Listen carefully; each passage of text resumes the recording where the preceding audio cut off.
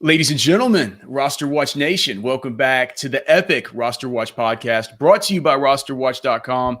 My name is Alex Dunlap, and we have a new guest to the pod this week. I've been following this guy on Twitter for a long time. He was the number one most accurate expert for 2019 in-season rankings over at FantasyPros.com. He is Justin Boone. You can find him at Justin Boone on Twitter. He works over at The Score. Justin, what the hell's going on, brother? Man, it is a busy time right now. Like, I kind of thought without preseason games that it might be even a little bit slower. And yes, like normally during the preseason, every night where there's games, I would do a big takeaways article. I try to watch every single game and try to do all the little blurbs and everything that we might need from it. I figured, okay, I'm not going to have to do those. So that's going to be a good thing. Yeah. But I'm not doing those. We're getting even more news, I feel like, trying to keep up with all these training camps, trying to decipher, which beat writers kind of have a good pulse on things and who might be just kind of giving their opinions, all that sort of stuff. And on top of that, some of the injuries, some of the COVID stuff. It's been a wild August so far, and it's not done yet. We got a couple more weeks here before the season, but I appreciate you having me on. It's great to come on for the first time here. I'm sure we'll probably do it again down the road at some point, but it's nice to be here, and it's nice to talk ball. Yeah, man, and thankfully, knock on wood, not a whole lot of COVID stuff to deal with, thankfully. And the other thing is, I gotta push back a little bit. It would have been much harder if we had preseason. I mean, you forget what a grind that is, dude. Have to buy that preseason pass, watch back the games, tell everybody how many snaps so and so was in with the starters, how many snaps he was in with the starting quarterback, and then having to, and then maybe it's just different, I guess. It's just it's a different thing. And maybe I'm feeling hard. A little lost in a certain respect because you don't have those preseason games to kind of get some of those takeaways. So having to judge, I brought this up on our podcast. I've spoke about this the last couple of weeks here, and I feel like I do it every year, but you can't overreact to this news that's coming out, right? And because now the training camp stuff is the only thing we're getting, it's become that much harder to try to decipher, right? What's the good stuff and what isn't, and to not overreact when you haven't heard something about a player because there were no rookie camps and no OTAs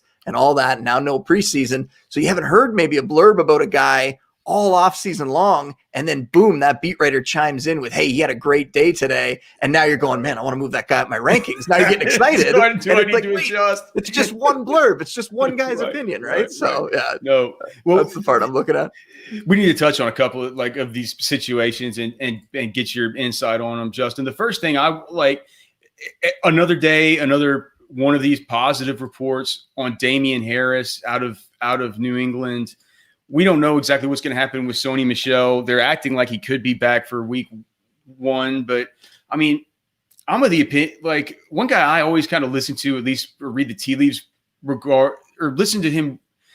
One guy who I try to extract information about the Patriots from when I listen to him on his podcast is Michael Lombardi, because he has such a good connection to that club, for sure. Everything. And he just kind of said it casually the other day, but he said Sony Michel is going to miss the first 8 weeks of the season, blah, blah. And he said it in passing. It wasn't anything that anybody picked up on any sort of report. It's sort of just an under the breath sort of thing. I don't think he's going to miss the first 8 weeks of the season, but for a guy like Lombardi to brush him off and say this guy's kind of out of sight, out of mind, makes me think there could be something more to the injury, or at least he might not be back quite as soon. We get all this good Damien Harris stuff. I mean, where are you on him? And does it feel like we are in the last days of possibly getting a discount on that guy if you do have interest? Oh, absolutely. Yeah. I mean, and it's like we talked about, when you have these things coming out in training camp, when you get that positive drumbeat and it just keeps coming, that's when you know it's real, right? That's when you know, when all the beat writers are saying it, when all the players and the coaches are saying it. And that's what we're getting with Harris. And who knows if he's going to hang on to the job once Sony Michel comes back. We don't know how that coaching staff will go about it. Who knows how they're going to go about things week to week. I mean, it's the Patriots backfield we're talking about, right? But if you can still get him at a discount, and I think you can, he's definitely worth it right now. He moved up my rankings recently. I think you want to grab him in, he might not be in that top 40 range yet, but he's starting to work his way up into that area for me. And it's because he's going to start the season as the starter there. That's what's about to happen. You look at Lamar Miller isn't ready. He's not really doing anything yet. You have Sony Michel, who, like you said, I'm with you with Mike Lombardi. He, a few weeks back had talked about how great Cam Newton was looking. And where do you think he's getting that from? He's got, if it's not Belichick, it's connections inside the Patriots, right? Like someone. Exactly. So it's coming from somewhere. And it definitely seems like Damien Harris is setting himself up to start the season, at least as the lead back there. And it'll be mostly the early down guy. But the one thing I like about him is he can catch the ball a little bit too. And the Patriots haven't really had that for a while. They have James White doing that role, but to have a lead back, like Sony Michel never really got him involved in the passing game. LeGarrette Blount, you want to go back even further, those guys, they were just those hammers. And then you had James White or, Dion Lewis or someone. And maybe Dion Lewis is the last guy who kind of do both. Maybe Damien Harris could give them that, and then it won't be so obvious. Maybe they can disguise things a little more. So I think it's really good for the Patriots. I think it's really good for fantasy owners because depending how you're going about your roster build, being able to get a guy like that. And like I said, even if he doesn't hold the job once Sony Michel comes back, if he gives you 4-6 weeks as a starter early in the season, that's going to be valuable in an offense with Cam Newton, in an offense that I think people are underrating and maybe not giving Belichick and Josh McDaniels as much credit as guys who are going to scheme around the talent they have, as guys who have always managed to figure out a way to produce offense, even when Brady wasn't around, whether it was that stretch where he was suspended and they had to start Garoppolo and Brissett, whether it was going back to Matt Castle starting at one point when Brady got hurt. They've always been able to make it work, and they're going to figure out a way to put up points yet again. And yeah, Harris looks like he's going to be pretty valuable early in the season. And just something to tack on there, all great points by Justin. Just something to tack on there is if you look at the strength of schedule, we do the strength of schedule projections for all the positions. I mean, New England, as far as the start of their schedule, if you just look at the personnel that they're going to be facing on these teams' front sevens, we have Miami. I mean, Miami in week 1 at home, should be a top 12 matchup.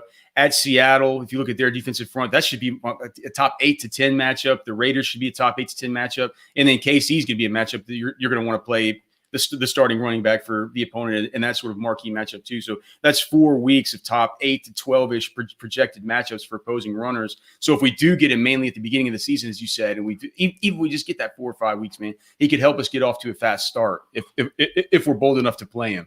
and that'll Absolutely. Be the question. All right. So speaking of running back, we talked about Sony Michel, who's a little bit hurt.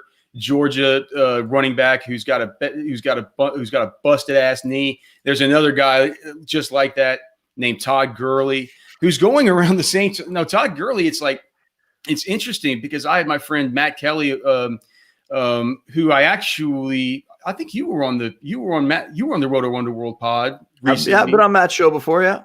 Right. Well, so we were talking it over this weekend on the Sirius XM show about how Gurley and David Johnson now, and some of these other guys, even Fournette sometimes are falling into round 4 of these drafts, which allow you to start out drafts if you're maybe picking towards the back end of the first round. Sometimes you can hammer a running back and then get like a Julio Jones, and then come back in the 3rd round, in the 4th round, and get if you're so inclined, get a Chris Carson and a Todd Gurley or a David Johnson or something like that. It's an interesting start to drafts. I'm consistently now finding myself having to decide, though, between Todd Gurley and David Johnson.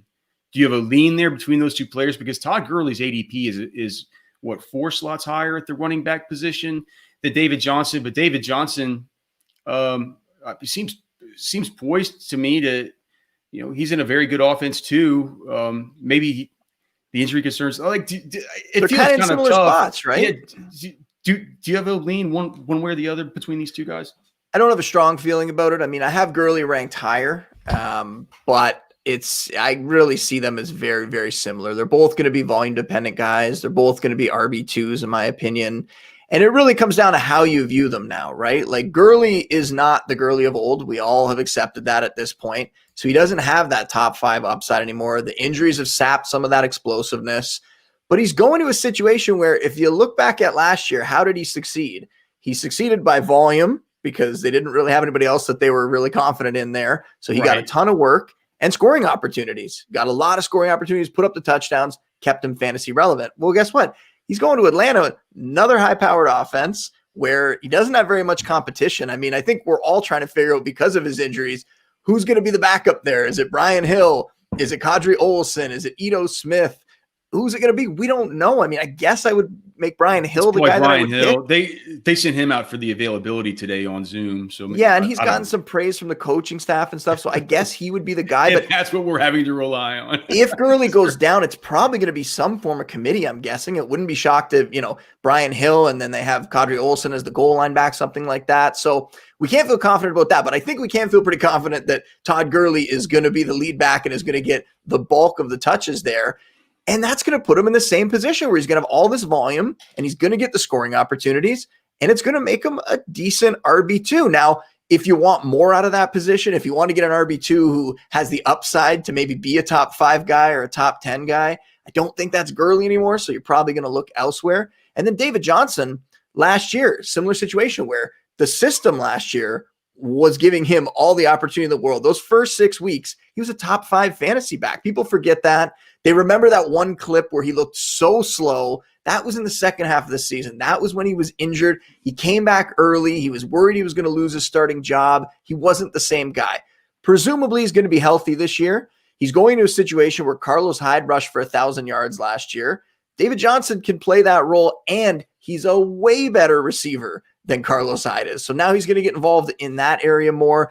They lose DeAndre Hopkins. They've talked about spreading around the passing game a little more. So now that maybe that goes to David Johnson as well. Yeah. He gets some more work there. So once again, I don't think either guy is as explosive as they used to be because of the injuries, but I think both of them are in great situations. Now, when you're talking about roster build, I actually don't end up with those guys very often just because I tend to take receivers in that range because of the names you're getting there, the JuJu Smith-Schusters and Robert Woods and even like Terry McLaurin, like Calvin Ridley.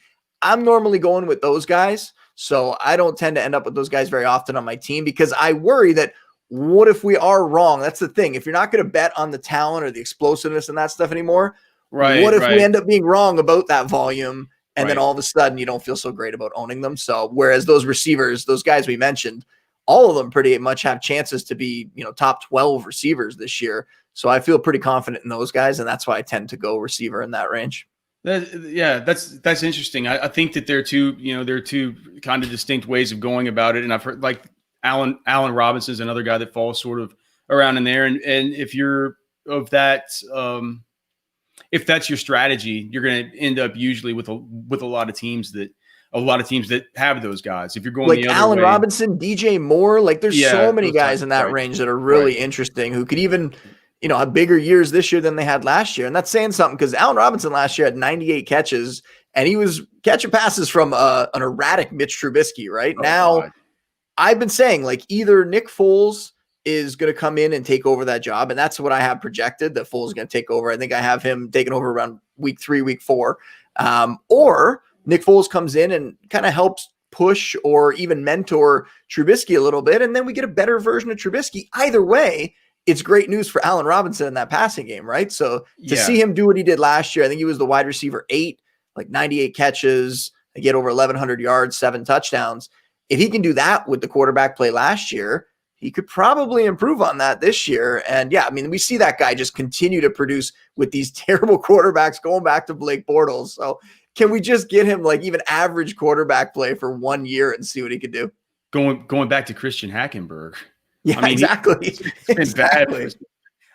I'd like to know how good his high school quarterback was. I mean, he was probably terrible too, based on his history. So you mentioned JuJu. I wanted to get back to a couple of running back things, but as long as we're talking about this sort of third-ish, let's bounce around. At this time of year, we can talk about anybody, right? What about JuJu? I haven't heard a good JuJu sales pitch. Do you have a good JuJu sales pitch? I think it's because the sales pitch is just so simple. The sales pitch is he was hurt last year, and Ben Roethlisberger wasn't there, and now that's it, right? Like. Literally, to look at that offense last year, how bad was that offense last year? I can't believe it was unwatchable. How did they not go out and get a better backup? Like, how did they not sign a Jameis or somebody like that? Like, for what Jameis got signed for? Like, anyway, that's a whole separate story. But Ben's coming back. Is there worry that, Ben's not going to hold up, that he's not going to be the same player? Yeah, for sure. The guy's getting up there. He's coming back from this injury. We really don't know, right? To judge. And that's what I'm talking about. We're judging off these practice videos. When they put out that hype video of Ben in the offseason, and it's like, you got to remind everybody, they're taking like the best clips. Like, I think he's going to come back. And I think he's going to be, even if he's 70, 80% of what he was, that's so much better than what they had last year. But when you're watching those hype videos and stuff, you got to remember they're taking the best clips. And these practice videos, sure, he looks good right now, but what's he going to look like in week 10, week 12? Is that arm going to hold up? Like, we'll see. We don't really know at this point, but I'm willing to take that chance and go into this season with Ben as a starter, with him presumably being, most of what he was. And that's going to put JuJu right back up there. And I also think that Diontae Johnson coming on, and I have him as a breakout candidate this year, I think that helps JuJu as well, because remember, JuJu was producing with Antonio Brown there, and he was putting up big time stats while playing across from a guy that was putting up even better stats than he was. So I don't think they're going to pass as much as they did 2 years ago when Ben led the league in attempts. I think the defense is better now. I don't think they're going to need to throw that much, but we know Ben's basically the offensive coordinator, and Ben Roethlisberger loves to throw the ball. So they're not just going to become some run heavy offense. They're still going to throw it a lot. And now JuJu might not have as much pressure with a guy like Diontae Johnson, maybe stepping up this year and maybe getting a little more experience after last season. And so I feel pretty good about a healthy JuJu being able to produce with Ben there. And I also feel good, like I keep talking about some of those other pass catching weapons there, not just Diontae Johnson, but I like Eric Ebron this year as a guy who could get back up to, that 7-8 touchdown range, maybe in a, a more explosive offense with better quarterback play. Yeah, that's an interesting idea. Right? And he's going outside the top 20 tight ends. Like, there's so many tight ends. That's a whole nother conversation too, because there are so many tight ends this year you could grab later. Even you're going to be able to grab off the waiver wire early in the season. Do you just, as a complete aside, do you have a favorite out of that, like Ian Thomas, JuJu Smith, kind of TJ Hawkinson? Like, is there one of those dudes that I find myself getting a ton of JuJu, but I wonder, like, is there like a favorite that you have that you find yourself getting at the end of drafts? It depends how deep this group you want to go for, but like Gesicki definitely is up there. I'm pulling back his projection a little bit just because it seems like Preston Williams is healthier than I expected. I thought him coming back, maybe he'd start the season a little slow after the injury, but it seems like he's all systems go right now. Hawkinson, I think if I had to pick one guy who was just going to blow up and become like a top 5 tight end this year, it's probably Hawkinson, because everybody wants to forget that last year, this guy was one of the most complete tight end prospects we've ever seen. Yeah, like from on paper, one of the best prospects to come out. And now he enters, an offense that was really humming last season at the beginning of the year before Stafford got hurt. So he's going to step in there. Who are you worried about? Marvin Jones, he keeps getting hurt. Like, is Marvin going to be able to get through a whole season? Are you really worried that Danny Amendola is going to slow down a breakout, potentially elite tight end prospect? I'm not so worried about that. So I think this passing game, a DeAndre Swift coming in, maybe you could make an argument that could hurt him a little bit because the tight end and running back targets tend to be a little bit correlated there. But I think Hawkinson's the real deal. I think this is going to be a guy who, in short order, is going to get up into that elite tight end conversation and is going to be there for a long time. So whether this is the season, whether we're a year early, he's going to be up there at some point. So I would take my shot on him. And the thing I like saying, because at this point in the year, I love talking about draft strategy and all that, right? Because I think that's very important now. We've been talking about the players all off season, but when you're looking at draft strategy, you can kind of take your shot on any tight end. Like, I like to try to grab one of the elite guys just because the advantage they give you, wide receiver 1 at worst, wide receiver 2 kind of numbers out of your tight end position. That's fantastic. If you don't get one of them and you look a little deeper, take your shot on a guy. Because if it doesn't work out, kind of like I said with Ebron, there's so many guys. It goes, 23 deep, maybe, let's say. There's going to be guys that don't get drafted, and then you'll be able to pick them up on the waiver wire early in the season. And that's not even counting, somebody like a Jay Sternberger or a Dawson Knox, Dan Arnold. Those guys are all potential. Those are deeper sleepers, but those guys could step up as well. So there's going to be a lot of tight ends out there to fight over on the waiver wire. So if it doesn't work out, and the guy I really relate that to is like a Tyler Higbee. As long as he falls to that 7th, 8th round range, you're not taking him, not being crazy, taking him the 5th or 6th. Take him in the 7th or 8th. Let's see if he can do what he did last year, or give us 70, 80% of what he did last year, which would still be pretty good, maybe top 5 tight end. And if he doesn't, great. You go get Ebron, you go get, Irv Smith, somebody like that. So there's a bunch. I really like Chris Herndon too. I mean, I know we're jumping through all of them, but Hawkinson, Herndon, guys who could really take on big roles in their offenses. And right now, Herndon, with all the injuries they have in the receiving core, maybe he's going to end up being their lead receiver this year, right? If Jamison Crowder can't stay healthy, right? Maybe he ends up getting up there because we see Perriman on the sidelines, Denzel Mims on top of being a rookie. He's also been banged up. So love the tight end group this year. They even like Vincent Smith is now hurt. I think so. I think they're talking about. I think Chris Hogan's running around out there. When you're bigging up Chris Hogan as one of your better receivers in camp, that's not a good sign for Sam Darnold either. Yeah. So you mentioned the possibility of TJ, the interaction, the target interaction, and the correlation, the negative correlation between tight ends and running backs. And you mentioned DeAndre Swift. Which one of these guys between because with DeAndre Swift and J.K. Dobbins, I see them both in situations they come into a little bit more nebulous than certainly Clyde Edwards-Helaire, probably even Jonathan Taylor. Seems like he's at least in a better spot, regardless of what you think of these guys as prospects. Who do you think has a better chance to break out this year, DeAndre Swift or J.K. Dobbins? I think it's Swift, not only because I had Swift as my top prospect in this running back class coming out, and then obviously landing spots shake that up quite a bit. But before the draft, I had him as my number one guy, and then Taylor was number two. He moved above him, and then Edwards-Helaire obviously fallen into that perfect spot too. He moved up to my number one spot as far as like rookie dynasty rankings go. Right. But looking at Dobbins and Swift right now, he's just got less competition, right? Like he's coming from this where he could win that job outright coming out of camp. He could be the top guy. I don't like what we're seeing with, Kerryon Johnson. His attitude, one where he's just kind of like, yeah, I'm okay with being a committee back. He's been like that ever since his combine. He was saying he wanted to be a committee back. Yeah, he's not concerned. And I get like that could extend your career and stuff, but in a fantasy back, I don't really think that's what you want to see. Alpha dog mentality. Yeah, right. From a receiving standpoint, Swift is a phenomenal receiver. I think right away, he's going to take over a lot of the receiving work in that backfield. And when you look at Swift, just from a prospect standpoint, I think he could have like that Alvin Kamara type rookie season where he just comes in and sets things on fire. And we already talked about how that offense, people might be sleeping on it because Stafford was hurt and in the second half of last year wasn't the same offense. Whereas if Stafford's healthy and all the weapons that they have there, they could be scoring quite a bit. You have this explosive rookie rusher. Swift is the real deal. And then Dobbins, I'm not saying he couldn't do it. I didn't love him as much as a prospect, but he was a guy that falls into another great situation. So you got to put him right up there with everybody else. But Mark Ingram, he kind of gave that team an identity last year. And when you think of like the press conferences, and I know this is a weird kind of narrative that I'm going down, but you think of like the press conferences last year where Ingram stepped up to the mic and he was giving props to Lamar Jackson and he was hyping up Lamar Jackson.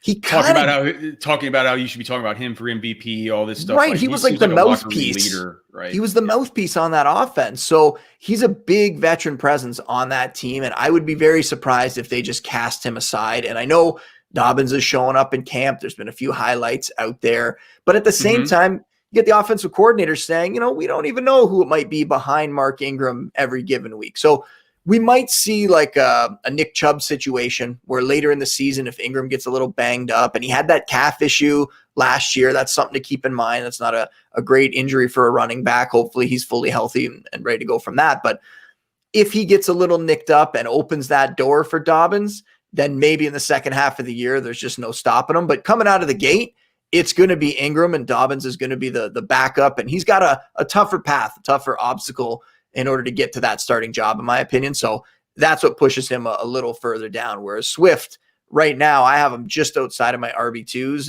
and sort of in that RB25 range. And it wouldn't surprise me at all if he beats that and if I end up looking a little silly or looking like I maybe should have stuck with what I said before the draft where he was the top guy. Right.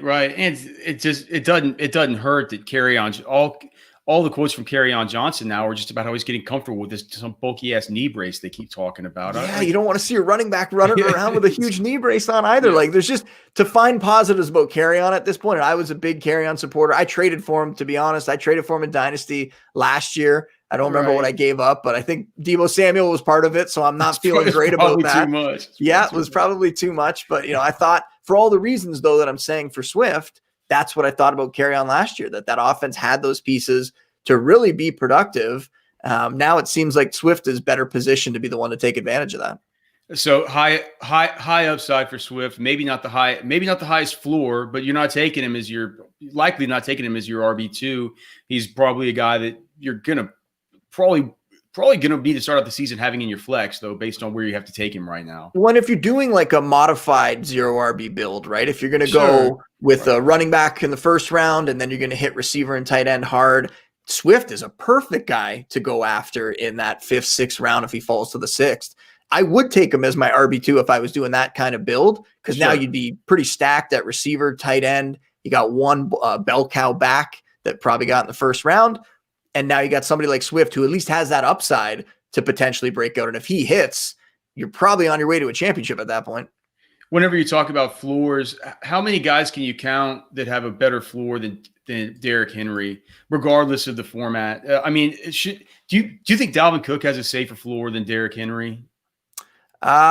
Floor? Yeah, I honestly, I mean, the floor is that he gets nicked up and he doesn't want to show up to practice anymore. Sure. So maybe no, but if we're not going to count that sort of thing, injuries and stuff, I guess then, yeah, you'd say the floor is a little bit lower with Cook, but I'm not as high on Henry as everybody else is. And that it might be surprising because when I look around, it seems like everybody's moving him up into their top 5, top 6. But for me right now, I have him just a little bit outside. That's still in my top 10. Don't get me wrong. But I want to remember the last couple seasons where in the first half of the year, he wasn't doing nearly as much, right? Like last year in his first 9 games, he only topped 90 rushing yards once in that stretch. And he had a few 80-yard games in there and stuff, but he wasn't setting the world on fire like he did in the second half of the season where it's like 149 rushing yards. And the reason that's important is because he's not really involved as a receiver that much. And I know another thing people kind of, I think, overreacted to, Darrington Evans comes out and fumbles a couple times in one of his first practices. He's a rookie. It's one of his first practices. He's not being asked to be the starter. He's asked to be a complementary weapon. So are they just going to discard him because of that?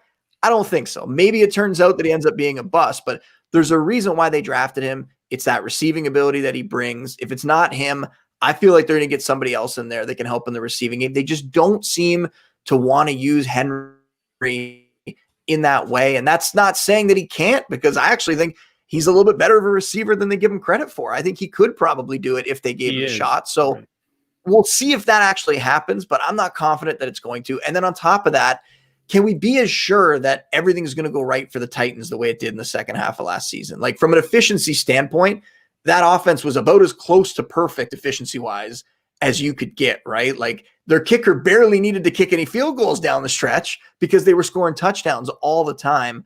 I wonder whether they're going to have to throw a little more. Are they going to be in those positive game scripts as much all season long?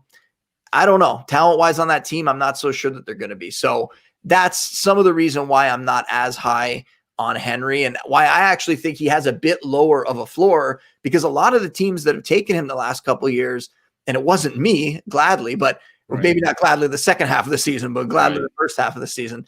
I think a lot of those teams got in bad situations fantasy-wise with their record because he wasn't giving them what they thought they were going to get. And then you end up having a losing record early in the year. Maybe you traded him away, or maybe you just never even made the playoffs. And then you watch him go rush for 149 or 200 rushing yards in the fantasy playoffs. And everybody who does have him and made it ends up getting to a title. That's the thing. Are we going to see him do it for a whole 16-game season? It's possible, but I'm not as confident, I guess, as most people. Yeah, it's sort of the Miles Sanders syndrome from last year, or the Odell Beckham Jr. syndrome from his rookie year. It's like if you drafted him and you try to play him at the beginning, you might have not made your playoffs if you picked him up after somebody dropped him and you started him down the stretch. And the other thing is, those teams that drafted Derrick Henry previously, they weren't spending a first round pick on him. They weren't using their first round draft capital. It's true. So he was still going fairly high as like a bell cow back, but now like you're saying, like now you have to pay that premium. So hopefully he comes through for everybody, but I'm not taking him until really the late first round, which means I'm not really ended up with him anywhere. Just a couple of quick wide receiver questions, Justin. I'm very, very respectful of your time here. Want to make sure that we don't go over, but I wanted to ask you about this. What do you think about Courtland Sutton, and how do you juxtapose him with DeVante? Why is DeVante Parker going so much later than Courtland Sutton in your opinion? Well, if you think like Parker, and I like both these guys, I have them fairly close. I have Sutton, wide receiver 20. I have Parker, wide receiver 24, I believe.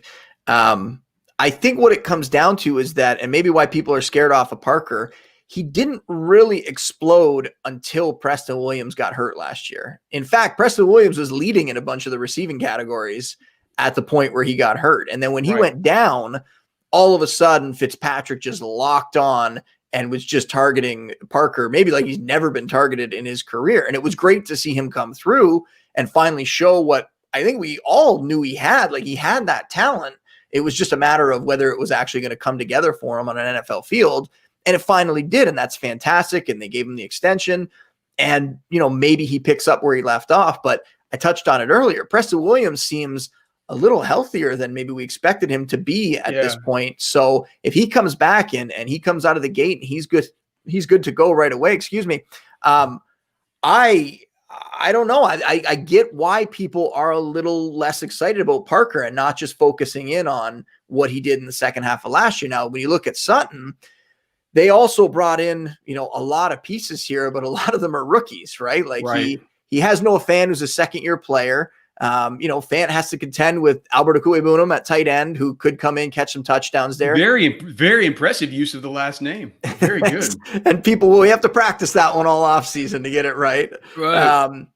At receiver, like Jerry Jeudy, once again, a rookie coming in. Hamler's a little banged up. KJ Hamler, another rookie, not a guy who's going to come in and maybe be one of their top two, but someone else who could attract some targets there. So Sutton, meanwhile, in training camp, has just apparently been the lead dog. He's the alpha guy there. He's established himself. It doesn't really seem like there's that much of a conversation about whether is he going to be the guy or somebody else. Maybe down the road, Jeudy could challenge. But right now, it seems like Sutton's pretty locked in as the top guy there. So if you want to question, are they going to run the ball more? They're not going to throw as much. Volume could be a concern. But we saw Sutton do it last year. There's a lot of upside, I think, with all of those pieces in that offense. And then when you look, another thing with the Dolphins is we're going to have a quarterback change here at some point. Maybe we will with the Broncos too. If Drew Lock can't get it done, maybe we'll have a quarterback change there too. They don't want that to happen, but they don't want that. In Miami, we know that quarterback change is coming. It's just a matter of time when, and could that change things for better or worse, but it just adds uncertainty, right? That a new quarterback comes in. Who's his favorite target going to be? Maybe he starts to target the tight end even more, right? Like that kind of stuff could change throughout the year. So all those things, I think, are why people are shying away from Parker a little bit. And myself, like I said, I would take Sutton first, but it's pretty close for me. You mentioned how egregious the Steelers handled their quarterback situation after seeing how things could just absolutely go to curtains last year. I think another team that's vying for that just complete irresponsibility of the quarterback position is the Denver Broncos with what they put behind. True. What is this? Is it Brett Rippon and Jeff Driscoll? Is that Jeff Driscoll? Jeff Driscoll. Come on, he had some good fantasy weeks. He was running around a little bit. I guess he did get it. He got Lions, a few points with his legs. All right. So what about late round? Let's talk about these Colts guys. If you're going with one of the late, are you interested in either the Colts wide receivers that you can get late, Parris, Campbell, or Michael Pittman? And is there one that you prefer over the other? I am. I like both of them. I would take shots on them, but Campbell would be the guy for me. I just love what we've heard. Going back to last year and seeing him, as a prospect, there was a lot of buzz before the season that he was going to be able to do something as a rookie, that he was standing out, and then he gets hurt, has this injury-riddled season, and it never really happened for him. But I loved what we were hearing right away in the offseason, February, March. Frank Reich was talking about how Parris Campbell is in the gym. He's working hard. He's outworking everybody to try to rebuild his body so that he doesn't get injured. That shows me that's a guy who wants it, right? That's a guy that knows the talent he has and is going to put in the effort to get there. And what do we hear? In training camp, again, boom, he is showing out again. We have T.Y. Hilton, meanwhile, who's on the other end of his career. He's got a hamstring injury, soft tissue injuries. They could linger. We've seen T.Y. miss some games last couple seasons. And Campbell is really the replacement for T.Y. in that offense. And I really like his situation. Now, Pittman coming in as a rookie and a receiver. Receivers sometimes can take a little longer. And I think Pittman, to me, was a guy that might need a little bit more time. He could definitely come in and have a big red zone role, and maybe he puts up a big red zone, touchdown total there, and that gets him into whatever range. Maybe he becomes sort of a replacement guy you could throw in your lineup during bye weeks or something. But I don't think Pittman has as good of a shot in his rookie season to step up and be a weekly fantasy starter. Whereas Campbell, in my mind, it wouldn't stun me if that happened this year and he came out of nowhere to be a wide receiver 3, maybe even a little bit better. Like, he has that kind of upside, in my opinion. Maybe Pittman does too, but I think we're going to look at it's going to take him a little longer to develop and to get there. But man, what a team the Colts are building. You got all the respect in the world to Ballard, their GM, and man, they're doing it right. They're building up on the defensive side of the ball. The offensive line is fantastic. And I don't love Phillip Rivers. He didn't look great last year, but behind a really good offensive line, he could do just enough. They're going to run the ball a ton. Jonathan Taylor's somebody that every time I do my rankings and projections, I keep moving Taylor up. He's at RB16 now for me. He should be going in the 3rd round. Most of his ADPs are in the 4th round still. I want pieces of that offense, absolutely. And Campbell would be the one if I was going to go with one of those late receivers. He's one of the players I'm most excited about this. I mean, I'm most excited to see him in that specific situation, given his exact skill set. Justin Boone, you're a hell of a guy, man. Thanks so much for coming on. Why don't you tell the people, it's at Justin Boone on Twitter. You're over at thescore.com. Tell the people what you guys got going on for your draft stuff, ways they can connect with you, anything you want to promote. Go ahead and let them hear. I mean, first off, you got to download the Score app. It's free. And on top of the fantasy stuff, it's where all my content is. But the app itself, it's just so easy to use. It's the best sports app out there. And I was saying that even before I worked at the Score. So that's not just something I started saying once I got there. It's a great app. I appreciate. I have it here on my phone. I appreciate you saying that. Yeah, it's fantastic. I feel like it's the one where if you use an ESPN or others, as soon as you download the Score, you're like, wow, and you got the Score and you never go back.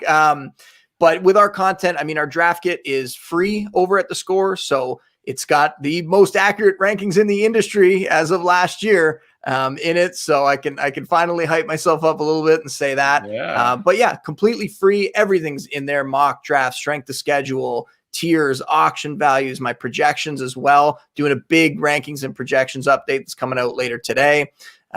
We got my strategy series. I just put out the second part of the 3-part, whether you're picking the beginning of the round, the middle of the round, or the end of the round. I kind of walk you through what I would do and players in each round that I'm looking at. So I would check that out. Offensive line rankings, all that stuff. The draft kit is just absolutely loaded. The Score Fantasy Football Podcast. We're doing 2-3 episodes a week right now. Tons of great guests we've had on recently, so that's been fantastic as well.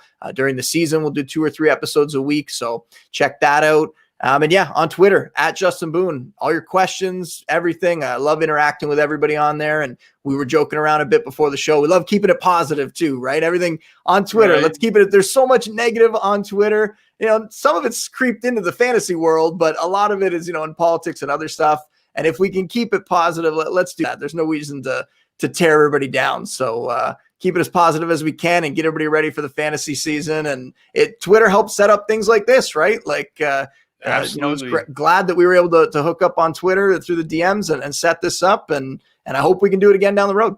Well, I just subscribed to the Score Fantasy Football app. It looks like you had a new episode that came out just on Friday, the early look at top prospects for 2021 and beyond, which is a very interesting, very interesting topic.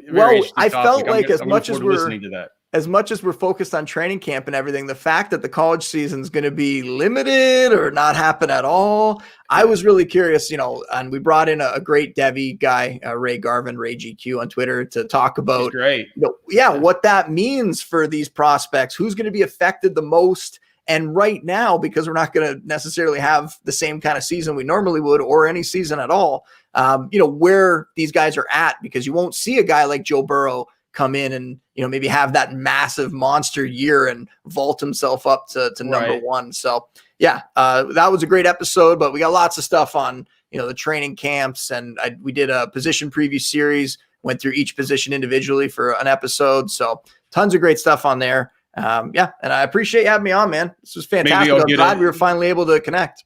Maybe I'll just get a small bit of my Rondale Moore fix if I listen to that. He was mentioned. He was absolutely mentioned. Yeah. All right. So final question. I get you out of here, Justin. Thanks again so much for coming on. So just tell me the player right now whose ADP is the stupidest, the most cockamamie, you cannot understand it for the life of you. So after I just talked about how positive we all should be, you're going to make me go negative about Cooper Kupp. Oh my God. Cooper Kupp. Oh, he's a golden son. I got to hear it. All right. So Cooper Kupp right now, his ADP is in like the 3rd round. And if you just want to look at the receivers, we talked about them earlier. I want all those guys above him, all the Allen Robinsons and DJ Moores and JuJu. Sure. I'm taking all of those guys above him. Now, last season, I feel like I'm sure you've mentioned it on here before. Everybody's talked about it the whole offseason. In the second half of the year, the Rams made that switch and they went to more 2 tight end sets, 12 personnel there, and decided they were going to feature Robert Woods and Tyler Higbee and not feature Cooper Kupp anymore. And now in 12 sets, you got to put Kupp on the outside at that point. And Kupp's not really built to play on the outside. Matt Harmon, reception perception, he's talked about it recently, how poorly Kupp grades out against man coverage, how he's not really set up to succeed on the outside, and how on the inside in the slot, Sean McVay was really able to scheme him open, and they used him a ton. And man, he was fantastic. The first half of last year, you could make an argument that he was the second best fantasy receiver behind Michael Thomas. Like, he was that good early in the year. But I think he's a product of that system. So then the question becomes, are they going to continue with the 12 personnel? Are they going to go back to 11? I think they're built really personnel-wise to stick with the 12 more. And I'm sure they're going to mix both of them up, and they'll play in each of them at some point. But I think with Gerald Everett coming back, with Higbee doing what he did late last season, they're more built to play that 12. That can help the offensive line a little bit as well, and they got some issues there. So I think that's what's going to happen. I think they're getting ready for life without Cooper Kupp. I don't think we're going to see him sign another contract with that team. So I think whether it's Van Jefferson or Josh Reynolds, I think somebody else is going to step up in that offense. So there's a lot of reasons in my mind. And when you want to look at stats in the second half of the season last year, when they made that switch, he only topped 65 yards once in the second half of the year and really salvaged his fantasy value with touchdowns. And he had like a streak of, I think he had 5 straight games with a touchdown. But that's the kind of thing, like, touchdowns are hard to predict. Mm-hmm. That's something that is probably going to regress here. So I'm not as confident about Cooper Kupp, and for where he's going, not just sorry about that. I didn't think we were going to go that long. I had that alarm still going. I really think that for where he's going in the 3rd round, whether you want to talk about the wide receivers that are there, the running backs that are there, there is no reason to take Cooper Kupp there. I might take him in like the 5th, but once again, when you talk about ADPs, I'm not going to get him in the 5th. I'm sure someone else is going to jump on him, but not a guy that I want whatsoever. And on the flip side, I'm all over Robert Woods, who really has been a top 15 fantasy receiver ever since Sean McVay showed up. If you take his on-pace stats from that first year, he only played 12 games. He would have been inside that top 15 as well. So he's on the opposite end of, he's going to have some positive touchdown regression coming for him because he only scored 3 times last year. So I like a lot of pieces in that offense. I would take a shot on some of the guys in that backfield. I would take a shot on Higbee, like I said earlier. And I really want Robert Woods, where you can get him in like the 4th round. But Cooper Kupp, not somebody that I'm going to own. I don't think I have a single share of him this year.